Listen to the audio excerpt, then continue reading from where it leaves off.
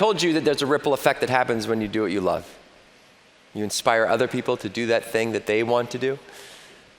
Well, there's also a ripple effect when you help someone, because you don't just help that one person. You help the people connected to them.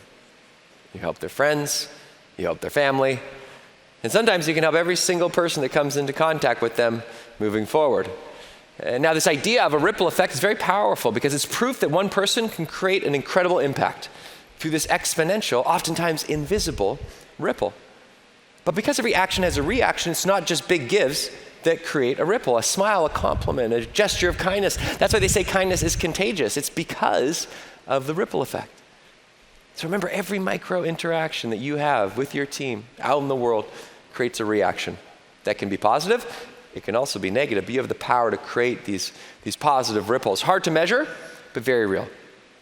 And I also don't want you to forget that the work that you do day in and day out creates this immense positive ripple, right? You are enabling your teams to travel with less friction and more flexibility. That impacts not just their well-being, but their work-life balance, right? But here's the problem. How do you measure that impact? You're not with all those team members at all times while they're traveling to experience that impact, right? You understand it, but you're busy.